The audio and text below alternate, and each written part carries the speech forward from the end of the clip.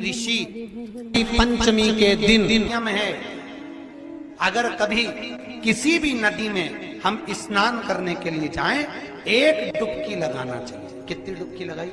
एक डुबकी लगाने के बाद उसी नदी की मट्टी को, पत्थर को उठाकर घाट पर रखकर स्वस्तिक बनाकर उसकी पूजन अगर हल्दी से कर घी का दिया जला दिया जाता है तो घर में कभी लक्ष्मी की कमी नहीं होती। लक्ष्मी हमारे यहाँ टूट मान रहती है। किसी भी नदी में नहाए, किसी भी नदी में स्नान। ऋषि पंचमी के दिन भूल से भी शंकर का चढ़ा जल आचमन कर लिया या बेलपत्र का सेवन कर लिया, रोग बीमारी और लक्ष्मी की कोई कमती नहीं होती, उसका जीवन सार्थक हो जाता है। जिसकी फैक्ट्री नहीं चल रही हो,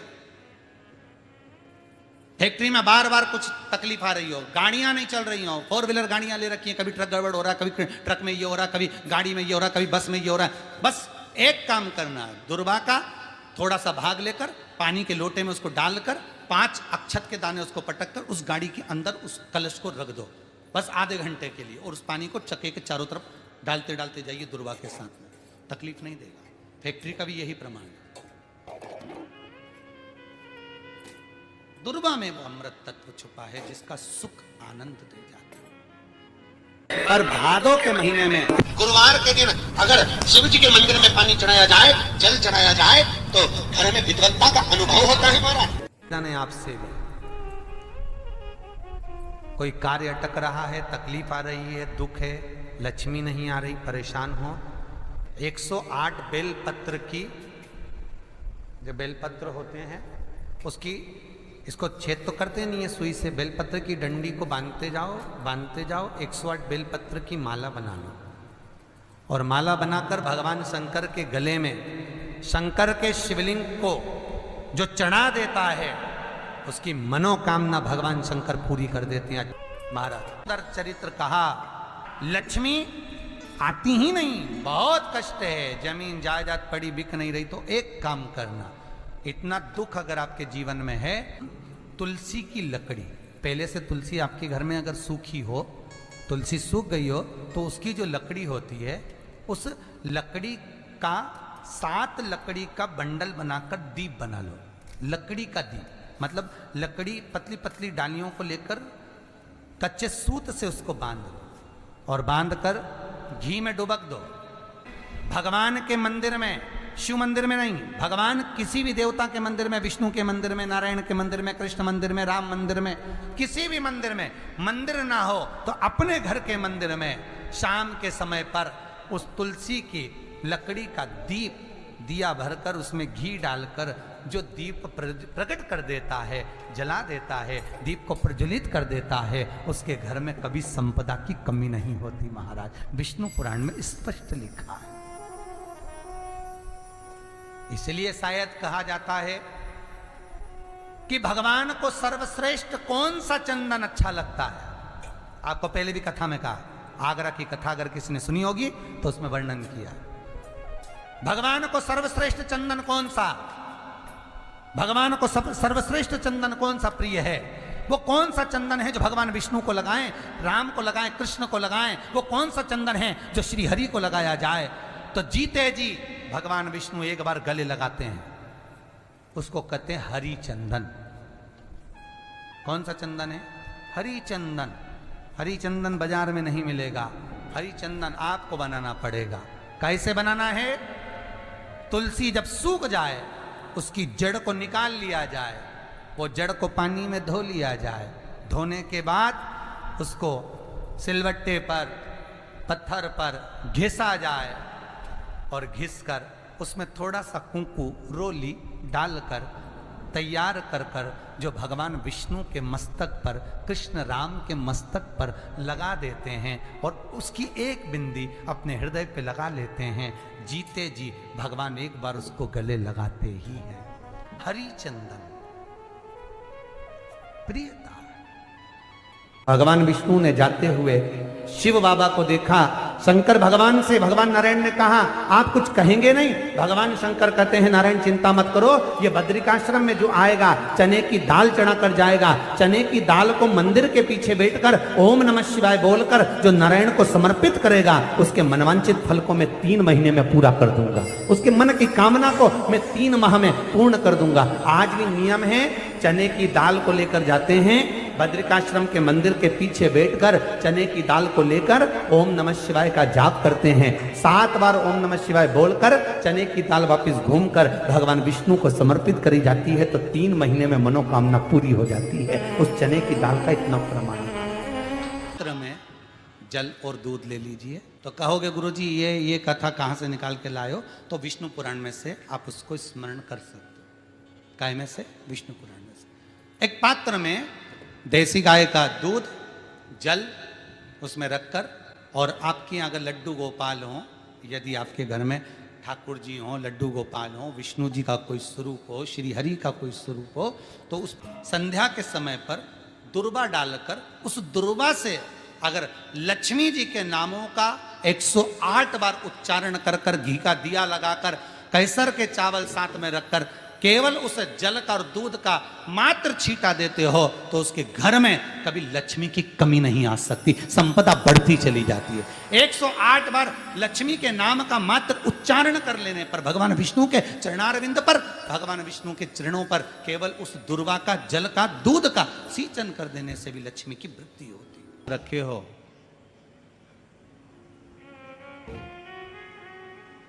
सफेद आंकड़े की जड़,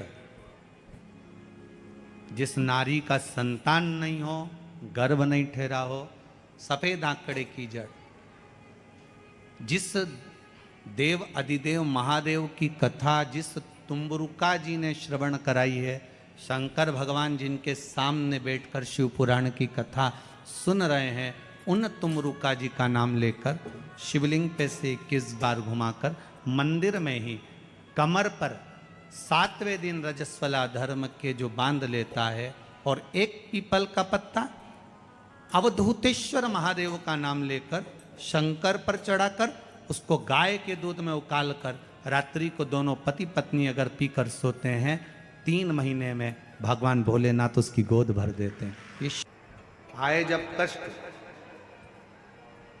बहुत कष्ट का जीवन चल रहा हो, बहुत कष्ट की जिंदगी चल रही हो, ध्यान लगाना, अगर कष्ट का जीवन चल रहा हो, तकलीफ की जिंदगी चल रही हो, हाथ में दुर्वा, मान लो ये तुमने दुर्वा ले ली, हाथ में दुर्वा, एक बेलपत्र, और उसी हाथ में अपने घर का भरा हुआ 1 लोटा जल, पहले रखना है दुर्वा, फिर रखना है बेलपत्र, उसके बाद में हाथ में 1 लोटा जल, और दोनों हाथों का स्पर्श करते हुए जो अपना पूजन का कक्ष होता है घर के अंदर का, उस पूजन कक्ष की साक्षी में खड़े होकर अपने कुल देवता, पितृ देवता और अन्य देवताओं का स्मरण करते हुए, बाबा बहुत दुखी हूँ, बहुत तकलीफ में हूँ, बहुत कष्ट में हूँ, मेरा परिवार आज तकलीफ में है, मेरा परिवार आज कष्ट में है, दुख में है, कष्ट में है। बाबा को अपने मन का भाव कहते हुए, हृदय से प्रार्थना करते हुए अपने घर के मंदिर से निकलकर फिर उस जल को लेकर शिवालय तक जाओ और दक्षिण की ओर खड़े होकर उत्तर की ओर मुख कर कर जल समर्पित करो। बेलपत्र और दुर्वा दोनों को अशोक सुंदरी वाली जगह पर चढ़ा दीजिए। अशोक सुंदरी की जगह तो सबको मालूम है ना। अशोक सुंदरी वाली जगह पर उस बेलपत्र और दुर्वा को समर्पित कर दो। चढ़ा हुआ थोड़ा सा जल लेकर आओ, घर के दरवाजे पर उसका छींटा दे दो, लेपन कर दो, और बाबा आप दुर्वा, बेलपत्र और जल का प्रयोग अगर करोगे तुम्हारा दुख है वो समाप्त जरूर होगा, शिव करुणा जरूर। भगवान देवाधिदेव महादेव की कृपा से भादव के पावन महीने में जिस समय पर भगवान श्री गणेश जी महाराज का प्रागट्य हुआ है। गणेश क्या है? गणेश हमारा विवेक है, गणेश हमारी विनयता है। श्री गणेश जी महाराज हमारा विवेक भी है और श्री गणेश जी महाराज हमारी विनयता भी है, हमारी विनम्रता भी है। जो विवेक से काम करता है और विनम्रता में अपने जीवन को जीता है, समझ लेना कि वो गणेश जी की पूजन रोज करता है, प्रतिदिन कर रहा है, क्योंकि उसमें विनम्रता भी है, उसमें विवेक भी है। और बड़ी जरूरी है विनम्रता। अगर नहीं है आपके भीतर में तो आप परमात्मा को प्राप्त नहीं कर सकते। अष्ट विनायक में एक विनायक, सबसे प्रबल विनायक, अष्ट विनायक में सबसे प्रबल, जहां के वृक्ष भी मोर का रूप लेकर आवाज लगाते हैं शिव जी को, जहां की नदी सिंधुरासुर असुर के कारण करहा रही है, तो उस नदी का नाम भी करहा पड़ गया। ऐसे देवादिदेव महादेव, ऐसे मेरे शिव, ऐसे मेरे ओघड़ी, शंकर की पवित्र पावन भूमि मयूरेश्वर भगवान श्री मयूरेश्वर गणेश विनायक, अष्ट विनायक में एक विनायक।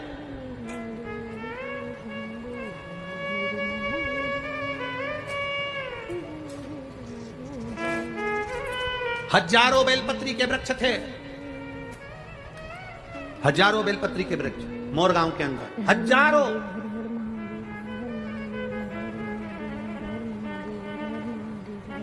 और शिव जी की अति प्रिय भूमि थी मोरगांव, अति प्रिय भूमि। पूना के इस पवित्र आनंद में, पूना के इस जिले के अंदर, पुणे के अंतर्गत ये मयूरेश्वर सुंदर गणेश जी के अष्ट विनायक में एक विनायक है। शायद हमारे हिसाब से तो अष्ट विनायक की पहली यात्रा यहीं से प्रारंभ होती होगी। जहां तक अगर विचार हो तो मयूरेश्वर से ही प्रारंभ। अष्ट विनायक की पहली दर्शन यात्रा अगर कोई निकलती होगी तो मयूरेश्वर से निकलती होगी। पहली मयूरेश्वर आता होगा, फिर उसके बाद दूसरे गणेश। क्यों? हजारों बेलपत्री के वृक्ष, शिव जी की परमप्रिय भूमि। लोग कहते हैं मयूरेश्वर विनायक जहां विराज रहे हैं वहां केवल गणेश जी हैं। याद रखना, मयूरेश्वर विनायक के मंदिर में केवल गणेश जी नहीं है। मयूरेश्वर विनायक के बाहर जो नंदी बैठा है वो शिव के ही प्रतिबिंब के रूप में विराजमान है, शिव के रूप में। पूरे भारत की भूमि पर कहीं पर भी भ्रमण कर लेना, गणेश जी के मंदिर के बाहर नंदी नहीं मिलेगा। कौन कौन गया है मयूरेश्वर विनायक का दर्शन करने? है कि नहीं नंदी? केवल एक, पूरे भारत की भूमि पर केवल एक गणेश का मंदिर, एक विनायक का मंदिर ऐसा है जिनके बाहर नंदी विराजमान है। वो नंदी क्यों है? उसका कारण यह शास्त्र। ये पूना की भूमि, ये पुणे की जो धरा है, ये पुणे की जो भूमि है, ये कोई साधारण भूमि नहीं है। यहाँ बहुत देवताओं ने आकर तप साधना करी। मेरे महादेव की पवित्र भूमि है। एक शिवलिंग का वर्णन तो हमने अभी पिछली कथा में भी वर्णन किया था। पुणे के पास में, पुणे से शायद औरंगाबाद जाते हैं तो वहां एक शिवालय पड़ता है जहां भक्त के लिए नंदी थोड़ा सा खसक है। तो शिवलिंग का भी हमने वर्णन किया। यहाँ नजदीक इतने शिवालय, पुणे के इस पावन धारा के आसपास में जितने शिवालय का आप दर्शन करोगे, जितने अष्टविनायक का दर्शन करोगे, पुणे के आसपास के क्षेत्र में कहीं भ्रमण के लिए जाना, लोग कहते हैं हिल स्टेशन चलो, घूमने चलो, यहाँ चलो, वहां चलो। हम उनसे कहते हैं एक बार पुणे में आइए और किसी भी शिवालय में बैठ जाइए, आपको वही हिल स्टेशन का आनंद आएगा। जिस शिवालय में बैठोगे शंकर की भक्ति में, उस आनंद को आप पाओगे। और शिव नाम होठों पे चढ़ गया रे तो समझो ये जीवन की माहेती सिद्धि विनायक मंदिर का स्मरण, सिद्धि विनायक भगवान का स्मरण की क्यों बैठे वो अष्ट विनायक में एक विनायक बन, क्यों बैठे? कार्तिकेय जी ने विश्वास के बल पर तारकासुर का संहार कर दिया था, क्यों बैठे? पार्वती जी ने विश्वास के बल पर शिव जी को प्राप्त करा था। सती माता ने विश्वास के बल पर शिव तत्व को प्राप्त कर लिया। शिव तत्व पूरे विश्व में कोई ऐसा नहीं जो शंकर की पूजन करता हो और भृंगी की पूजन ना करता, पूरे विश्व में। पर शिव पुराण कह रही है कि भृंगी की पूजन पूरा विश्व करता है। उस भृंगी ऋषि जो भगवान शंकर का आराध्य है, भगवान शिव का स्मरण करते हैं, भगवान शंकर का अनुमोदन करते हैं, भगवान शंकर के स्मरण में जो दिन रात डूबे रहते हैं, उस भृंगी की आराधना संपूर्ण विश्व करता है। जब शंकर की आराधना करता है तब वो कैसे करता है? क्योंकि भृंगी केवल शिव की आराधना में लगे रहते थे, शंकर का ही अनुमोदन करते थे। श्री शिवाय नमस्तुभ्यम, कुछ दूसरा आता ही नहीं था, केवल शंकर, शंकर के सिवा कुछ नहीं, केवल शिव। आज भी नियम है, जिसके घर में ज्यादा चूहे होते हैं ना, 5 लड्डू चतुर्थी के दिन सोबरी ऋषि के नाम लेकर घर में रख दो, जिंदगी में कभी चूहा नुकसान नहीं करेगा। नियम बना लो, जिनके उदर से जुड़ी परेशानियां, जिनको पेट से जुड़ी जितनी प्रॉब्लम हो, भोजन ना पचता हो, एसिडिटी होती हो, या भोजन में जो भी तकलीफ हो, बस एक नियम बनाओ। एक नियम आपके भीतर होना चाहिए, प्रतिदिन का एक नियम, कि भोजन करने के बाद अपने हृदय को हाथ रखना है और हमें शिव का नाम पुकारना है। चाहे तो ओम नाद कर लो, ओम का उच्चारण भी अगर आप लंबा स्वर में कर रहे हो तो भोजन जो तुमने किया है वो पचेगा और तुम्हारे शरीर में कष्ट नहीं होगा, वो भोजन पच। भारत की कथा कहती है, शिव महापुराण की कथा कहती है, भगवान द्वारकानाथ ने युधिष्ठिर से कह दिया कि इस राजसु यज्ञ को करने के लिए ऋषि पुरुष मृगा का होना जरूरी है। तो कहिए अपने ऋषि पुरुष मृगा मिलेंगे कहाँ? इनकी कोई झोपड़ी है, इनकी कोई कुटिया है, इनका कोई स्थान है, इनका कोई नगर है, इनकी कोई स्थान नियुक्त है जहां जाकर इनको निमंत्रण दिया जाए और इनको बुलाया जाए और किया जाए। तो कह दिया भगवान द्वारकानाथ ने, हम भी नहीं जानते कि शंकर के भक्त ऋषि पुरुष मृगा कहाँ रहते हैं, बस इतना मालूम है कि वो शिव के भक्त हैं। एक बार अगर ऋषि पुरुष मृगा का दर्शन ही हो जाए तो जीवन सिद्ध हो जाए, जीवन सिद्ध। भारत की भूमि के ये वो ऋषि थे जिनका मुख पुरुष की तरह था, जिनकी आधा धड़, छाती तक का शरीर, वक्षस्थल तक का शरीर पुरुष का था और वक्षस्थल से नीचे का बाकी का शरीर मृग का था। हिरण का शरीर था आधा शरीर तो पुरुष का था और आधा शरीर हिरण का था। ऐसे ऋषि पुरुष मृगा थे, पुरुष मृगा। भगवान द्वारकानाथ ने कहा, हम नहीं जानते कि ये पुरुष मृगा कहां मिलेंगे, परंतु एक बात है, इनको लेने के लिए भीम को भेज दिया। भीम जा, भीम ने अपनी गदा उठाकर हां भरी, मैं ऋषि पुरुष मृगा को लेने के लिए जाऊंगा, मैं ऋषि पुरुष मृगा को लेने के लिए जाऊंगा।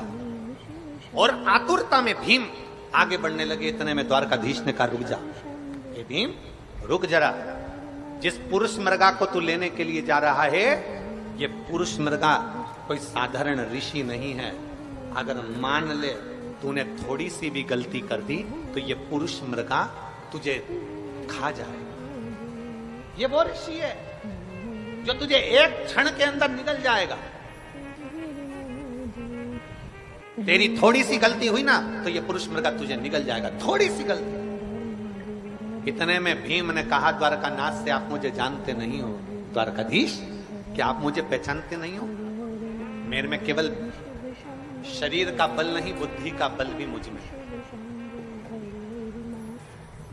मुझ में केवल शरीर का बल नहीं, मुझ में बुद्धि का बल।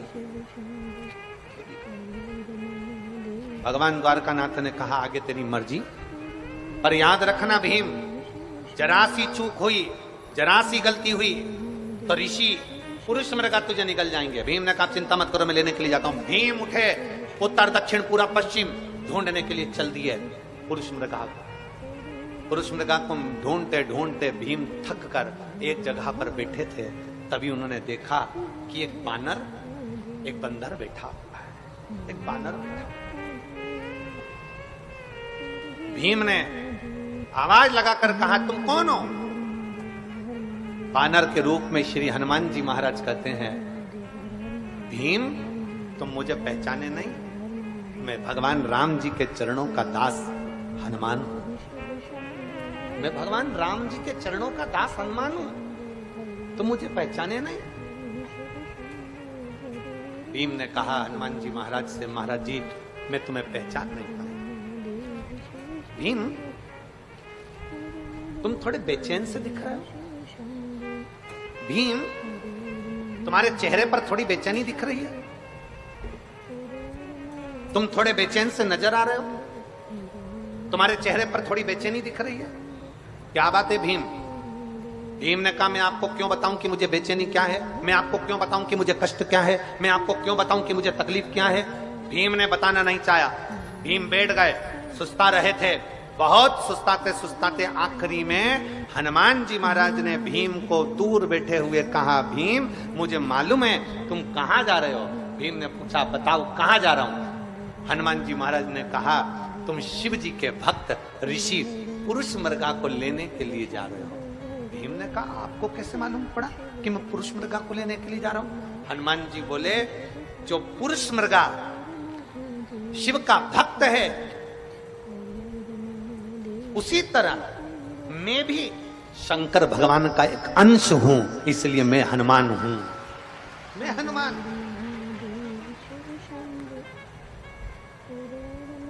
मैं शिव जी का एक अंश हूं, इसलिए मैं हनुमान हूं। भीम ने हाथ जोड़कर कहा, आप जानते हो मैं क्यों जा रहा हूं? मैं सब जानता हूं, मैं सब जानता हूं। क्यों जा रहे हो, किस लिए जा रहे हो?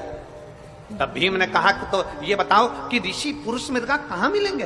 भगवान श्री हनुमान जी महाराज ने कहा, तुम ढूंढते रहो, ढूंढते रहो, एक न एक दिन तुम्हें पुरुष मृगा मिल जरूर जाएंगे। पर एक बात सुन ले भीम, तुझे पुरुष मृगा मिल जाएंगे ना, तो वो तुझ में आपस में बात कर कर जब तूने ले जाना चाहेगा तो कोई ना कोई शर्त ऋषि पुरुष मृगा तेरे सामने रख देंगे।